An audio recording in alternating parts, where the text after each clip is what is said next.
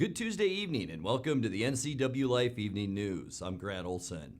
Before we get to today's top news stories, let's take a quick look outside our weather window. And a beautiful early August day across north central Washington. This beautiful shot is from Jump Off Ridge, which is, you can see the Wenatchee Heights in the middle of your screen, and that's where our cross camera is. This one just a little farther back to the left and to the bottom of your screen is part of three lakes, and also you can see East Wenatchee and lots of blue sky out there today, and it was a nice one. We're going to have another hot one as we move into our Wednesday forecast, but as we get into Thursday, big weather changes. In fact, our high temperatures on Thursday will only be in the lower 80s, and it is going to be very windy. We're going to see winds here in the Wenatchee area at least 15 to 25 miles an hour with gusts around 30. Things will die down somewhat on Friday, and by the time we get into the weekend, it is going to be absolutely beautiful. We'll have all those details coming up a little bit later on.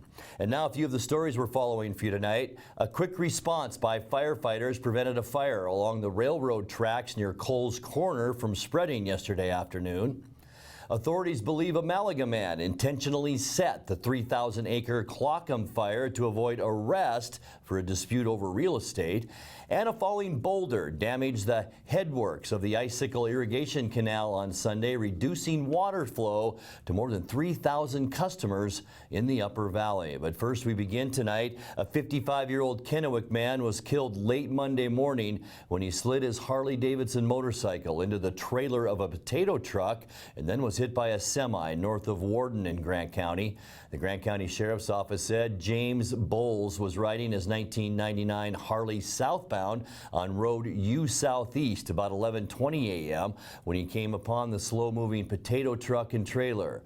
He laid down his motorcycle and struck the left rear wheel of the trailer, ejecting him from the motorcycle and into the path of a 2007 Freightliner.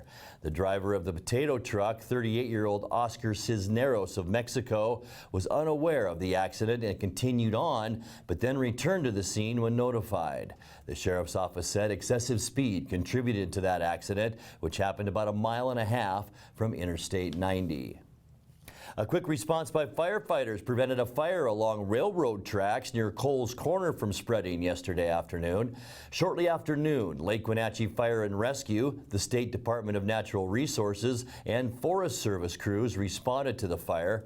Lake Wenatchee firefighters said by getting on it early, they were able to prevent it from spreading uphill in the heavily forested area.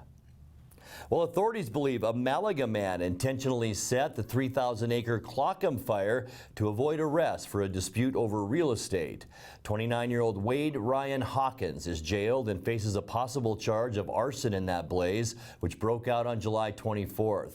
Chelan County Sheriff's deputies say on that day they were called to the area of Clockham Road on a report that Hawkins was trespassing on property there, which he'd sold to another man but refused to vacate. But while police were on their way, the Clockham fire erupted near the intersection with Kingsbury Road. Deputies say eyewitnesses put Hawkins in the area at the time and say he may have set the fire as a distraction while he fled to Wenatchee. Hawkins' girlfriend, Kristen Bree Horner, was allegedly traveling with him at the time, and she also faces charges in the matter. Well, a falling boulder damaged the headworks of the Icicle Irrigation Canal on Sunday, reducing water flow to more than 3,000 customers in the Upper Wenatchee Valley. Managers with the Icicle-Pashassan Irrigation District said the rock cracked the concrete ditch and then forced a temporary shutdown until the boulder could be dynamited and the walls of the canal fixed with new cement. The district draws water from the high alpine lakes to supply orchardists in the Leavenworth, Pashassan, and Dryden areas. The canal network should begin to flow at full pressure beginning tomorrow. Coming up next, there's a moratorium on evictions in the state of Washington, at least now through October 15th, but about 17% of Washingtonians missed their rent payments last month. A section of Icicle Road near Leavenworth will be reduced to one lane on weekdays near the Snow Lakes Trailhead beginning Wednesday and lasting until September 9th. And about 70 small businesses in north central Washington have received Working Washington grants, financial aid that's flowing from the National CARES Act to help preserve jobs amid this pandemic. I'm Grant Olson, and you're watching the NCWLIFE Evening News.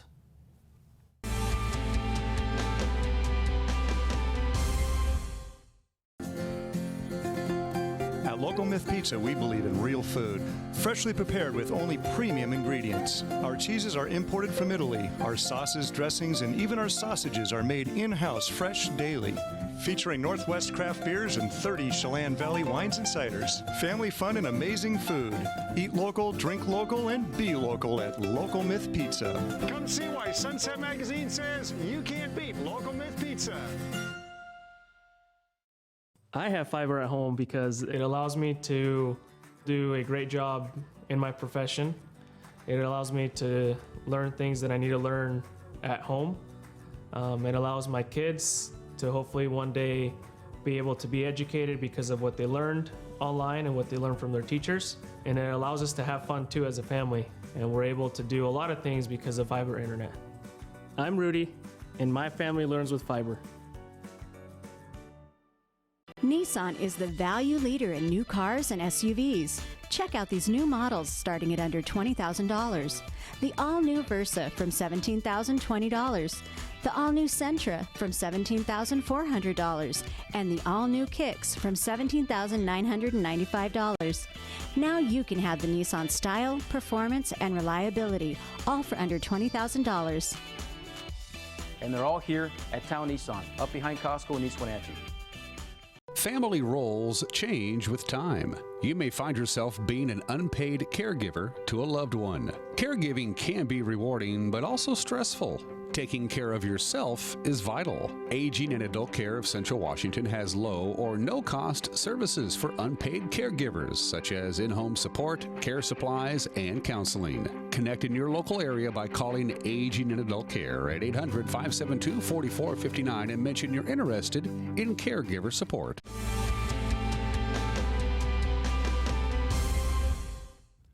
Welcome back. In another news, there's a moratorium on evictions in the state of Washington at least through October 15th, but about 17% of Washingtonians missed their rent payments last month. Some CARES Act rent assistance money is on the way to help renters in a crisis. Oliver Crane, Housing Programs Coordinator for the City of Wenatchee, said Chelan and Douglas counties have applied for and expect to receive approximately $1.2 million. The program aims to prevent evictions by paying up to 3 months of past due, current, and future rent for eligible participants. Rent assistance is limited to 3 months, and the program will end on December 31st. Well, a section of the Icicle Road near Leavenworth will be reduced to 1 lane on weekdays near the Snow Lakes Trailhead beginning Wednesday and lasting all the way through September 9th.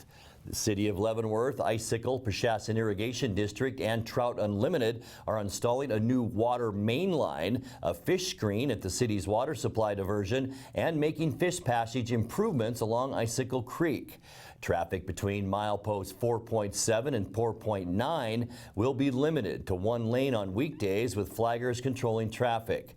The projects are designed to improve city water supply and enhance fish recovery.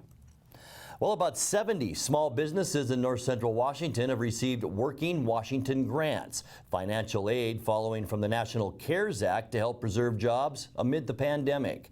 In the latest round of grants awarded through the State Commerce Department, businesses with up to 10 employees in 13 counties received a total of more than $286,000 to cover costs including rent, utility bills, supplies, inventory, and other operating expenses. Another round of funding is expected soon. Commerce expects to eventually disperse more than $9.7 million to 1,500 small employers statewide. You're watching the NCWLIFE Evening News. Coming up next, tonight's feature story and your complete local weather forecast. That and much more still to come on the NCWLIFE Evening News. Please stay with us.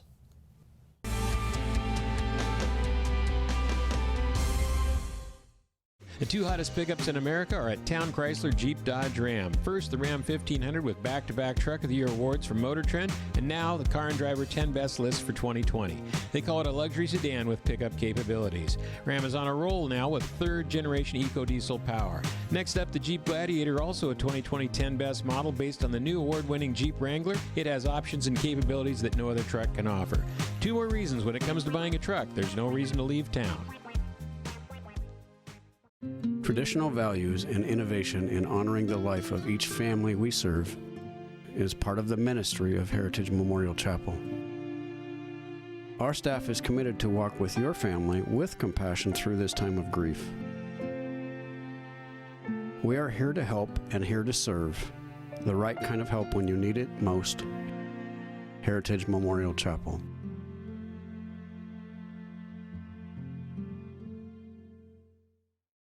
With TV advertising, what we want to do is more deeply connect with the community. People spot me in different parts around North Central, Costco and Wenatchee, say, hey, you're the pizza guy. And so they wouldn't know that if it weren't for the TV commercials we've done. We've been here so long that people already know who we are and what we do, but to have that image flash on their television screen as opposed to just hearing it on the radio or seeing it in the newspaper, I just love the fact that we can actually put our finger on when a customer comes in and says, I saw your ad. It's becoming increasingly difficult in this digital age to know where are your customers listening or watching, because I watch all the different channels that they watch too, like Cooking Channel, History Channel, and so it was wonderful to be able to be on there. I would say that if you want to do business in Wenatchee, then you should connect with the people of Wenatchee, and there's no better way to do that than with NCWLIFE.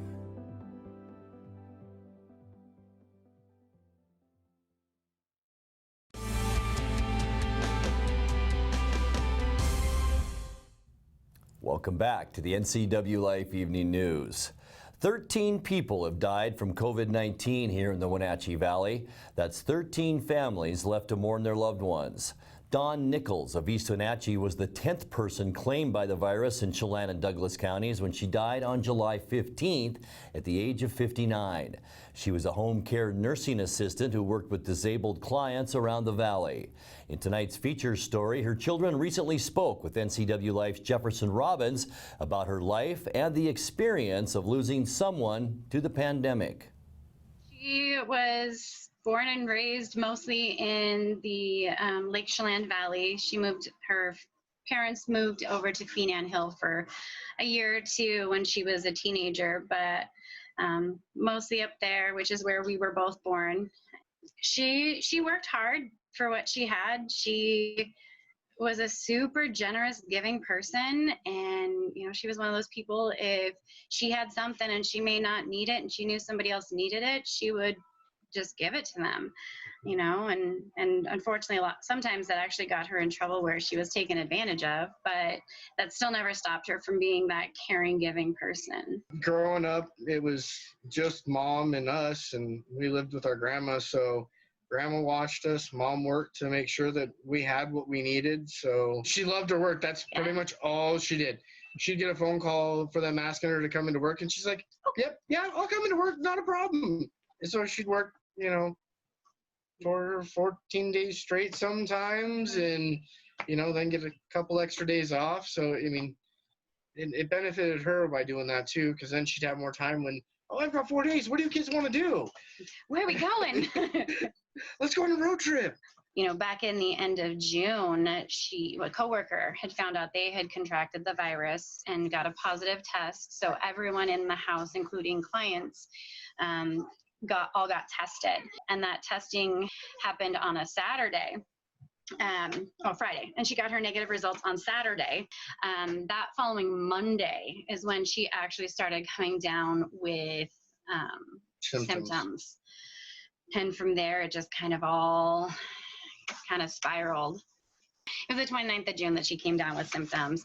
By the 1st of July, she ended up in the ER getting checked out because she was having the trouble breathing. She was having chest pains and all of those things. It was kind of like this up and down roller coaster of she was doing really good, and then she would kind of almost overdo it and then end up kind of sick again. And then Tuesday the 7th is when she got taken in and started her hospitalization. And she was there until her passing? She was, yes.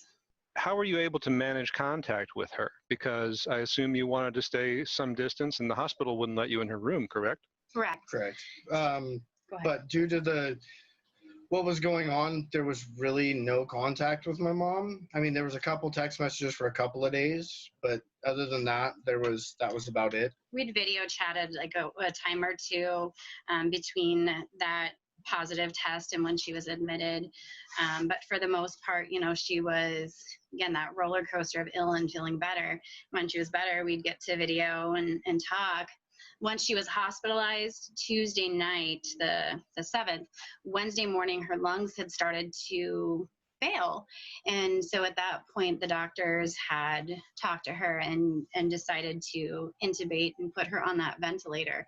And at that point, she was sedated. So there was absolutely no contact from the 7th until the 15th when she passed. At least with our mother, we got constant updates from the doctors every day to let us know how she was doing and, all that kind of stuff. But with Mom, there was nothing from the morning of the 8th to the 15th.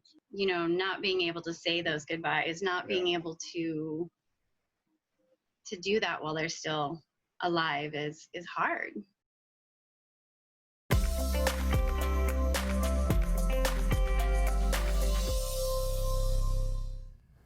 Time now to take a look at that north central Washington weather forecast. But first, outside we go, and outside our weather window as we look down at the beautiful Wenatchee Valley. This from our Jump Off Ridge Sky-Fi Tower camera. The beautiful Three Lakes area over here. And then we've got Wenatchee Heights right there in the middle part of your screen. East Wenatchee here, Wenatchee there, and up above, lots of blue sky and lots of warm temperatures out there today. As a matter of fact, here in the Wenatchee area, once again, we jumped above normal. 90, our high yesterday. We got to 92 unofficially this afternoon. That's 3 degrees above where we should be for this time of year. So 89 is our normal high. 65 was our low this morning, a few degrees warmer than our normal of 63. 109, and that is still the all-time hottest recorded temperature in Wenatchee right here in 1961. We also have a 109 back on June 28th. I believe that was 1998, but as far as I can find out, 109, the hottest temperature ever recorded in the Wenatchee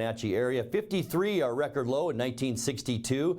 2.66 inches of moisture. We're stuck there. I was looking this morning, and this will kind of put that figure in perspective a little bit. Here we are at 2.66. Phoenix, Arizona right now, 3.65 inches of moisture since January 1st. So we have had less rain than Phoenix since the first part of the year. 5:44 sunrise. Sunset tonight will be at 8:29. Let's take a look now at how our Wednesday Hump Day forecast shakes out, and it's going to be a hotter one tomorrow. Yesterday 90, today as we mentioned 92, and here we go tomorrow. 96 in Moses Lake and Ephrata, 95 in Wenatchee and the Quincy area, 92 in Leavenworth, and also 96 degrees for a high temperature in Chelan. So it's going to be a hot one tomorrow. Hope you can get outside and enjoy some of that hot weather because we have big changes to tell you about as we get into Thursday. Surface loop now, and tonight we can expect once again mostly clear skies out there, very light winds, and it'll be a mild overnight tonight with lows generally between 65 and 70, pretty much where we should be for this time of year. And then as we get into Wednesday, just sunny and hot. We'll see some winds pick up by later on in the afternoon and early evening hours. You can see those isobars tightly packed now, but look at the temperatures, dark orange and reds, and that means hot temperatures. We're talking mid-90s at least tomorrow for high temperatures. We just talked about that. And then Thursday, the wind moves in all over eastern Washington. We'll see a west wind 15 to 25 miles an hour. Will be gusty at times as well, and much cooler. Look at the color here, light orange, and that indicates low 80s for high temperatures as we get into Thursday. So a big dip in our temperatures. By Friday, should just be a nice quiet day. We'll see sunshine. Temperatures will be slightly below normal, and keep in mind 89 is normal, so about 86 for your Saturday high temperature, or Friday rather. And then as we get into Saturday, warmer, a little bit breezy on Saturday, but really not bad. We'll see high temperatures rebound to about normal on Saturday before our next warming trend moves our way, and that'll begin on Sunday. We'll see temperatures slightly above normal, lots of clear skies around the Pacific Northwest, and temperatures on Sunday right around that 90-degree mark before we just continue to warm up as we get into our Monday forecast. Sunny and warmer. High temperatures on Monday then will warm in to the lower 90s. So yeah, it's going to warm up as we move through our forecast. Tuesday, I think even a little bit warmer than that, and we'll talk more about that as we get together tomorrow night. Now let's check out that Patriot Plumbing, Heating and Cooling 7-day forecast. 97 or 67 our low tonight. 97, that'd be a hot one. 95 our high temperature temperature for Wednesday, 83 on Thursday. Expect lots of wind on Thursday. For Friday, sunny and nice and 86. 90 for Saturday, 92 Sunday. And to kick off our next work week on Monday, sunny and warmer with a high then of 94 degrees. And that's a look at your local weather forecast. Coming up next, tonight's sports report with Eric Granstrom and more as the NCWLIFE Evening News continues right after this.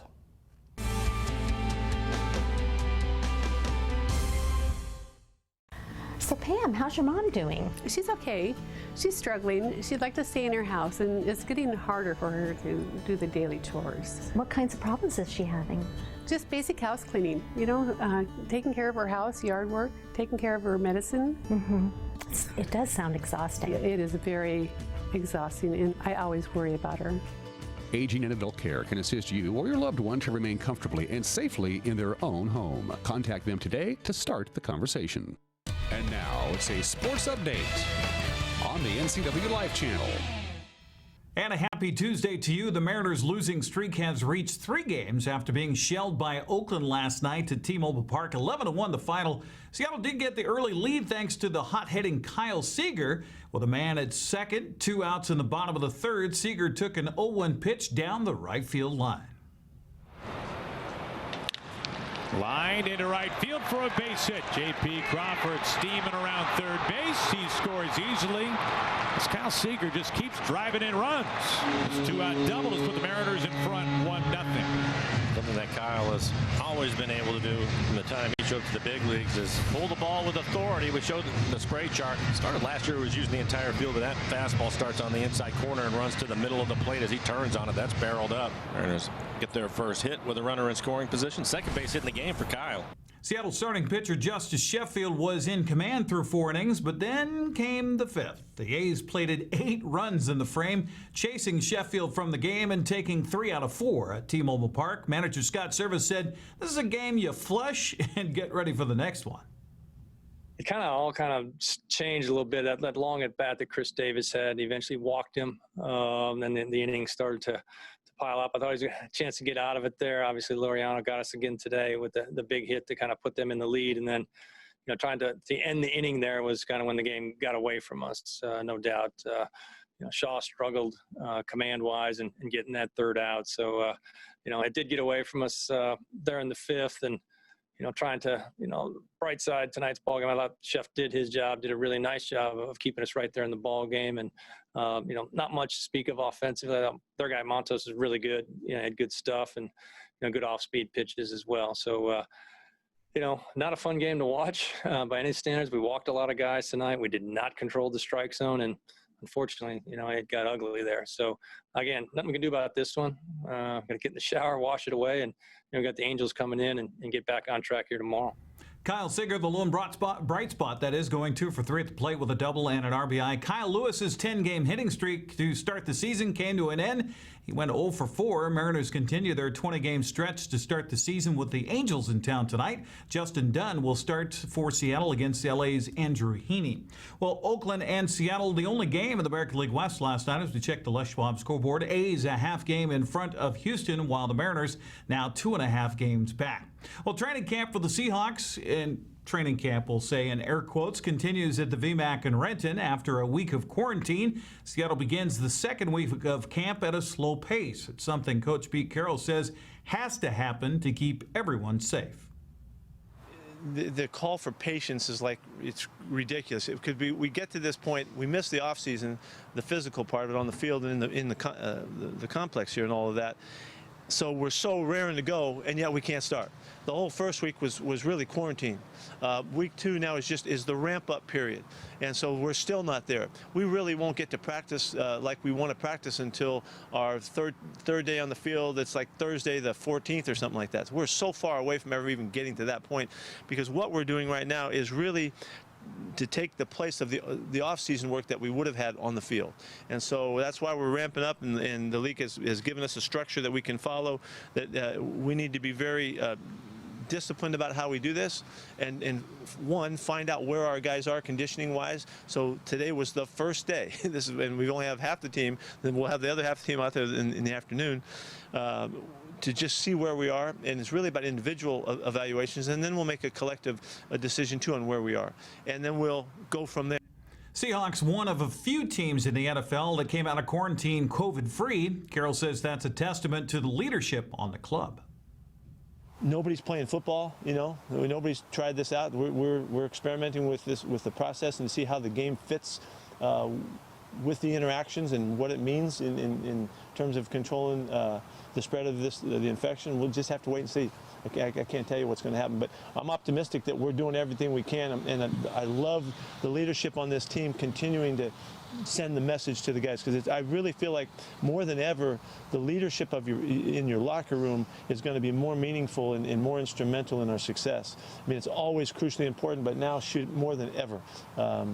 You know, we in essence, we don't bubble like the NBA did or like the NHL did in the same fashion, but don't think for a second that we aren't in a bubble. We are, and that bubble is the conscience that we can hold. You know, always protect the team. Rule number one is in effect, and it's crucial we do a great job with this. So we'll see how it goes. Carroll says the ramp-up of camp won't see any actual football drills of guys hitting each other until on the field next Friday.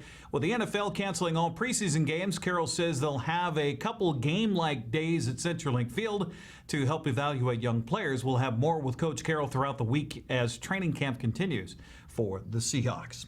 Well, we're back to racing Saturday at Wenatchee Valley's Super Oval. Drivers and teams are busily signing up for 5 classifications on the High Bank quarter-mile asphalt track in East Wenatchee. NCWLIFE will be there again with cameras rolling to capture the action of the Jerry's Auto Supply Pro late models, the Mountain Dew Junior late models, Dick's Heating and Air Conditioning Thunder Cars, Plum Perfect Roadrunners, and the Bandoleros. I'll be joined by Greg Rentz for all the action Saturday at 6 live here on the NCWLIFE channel.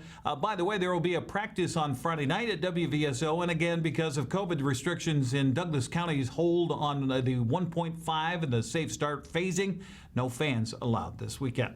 That's sports news. I'm Eric Granstrom. Oh, I had somebody ask in an email about the ring. What happened? Are you not married anymore? No, we're just getting the ring resized. Don't worry about it. All right, Grant, back to you.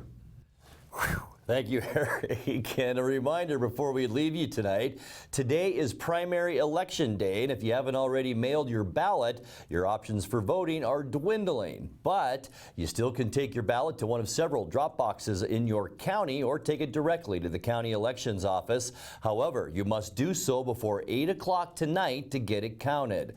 We'll have results posted tonight on the NCWLIFE website and coverage tomorrow on both Wake Up Wenatchee Valley and right here on the evening news. Speaking of Wake Up Wenatchee Valley, let's check in with Dan Coots now for a look at what's coming up tomorrow morning. Thanks, Grant. You have all of the latest results from a local county auditor's office for today's primary election day. Who punches their ticket to November? We'll find out tomorrow. We'll have the latest election results for you, what we can get. We'll pass along to you, plus we'll have your weather, your news, your sports, and everything you need to start your Wednesday the right way, which is the local way, live and local at 7 a.m. tomorrow for Wake Up Wenatchee Valley with yours truly. Grant, back to you. Thank you, Dan. We'll see you in the morning. And that's going to do it for our newscast tonight. For more on these stories and other news from around North Central Washington, you can find us on Facebook or our website at ncwlife.com. Remember, if you see news happening, we'd like to hear from you. You can send us an email at news@ncwlife.com or give us a call at 888-NCWL. That's 888-6295. I'm Grant Olson. Thanks for joining us, and have a great night.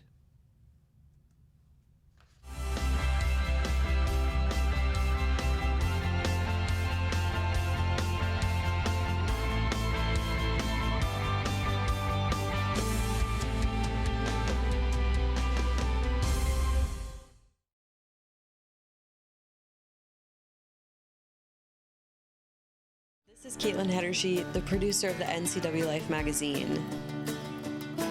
Each week, I'm bringing you a look behind the scenes of the faces, places, and events that make North Central Washington the place we call home.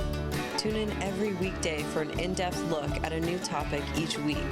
From local artists in their studios to businesses breaking barriers that might surprise you and everything in between. Join me on the NCWLIFE magazine right here on the NCWLIFE channel.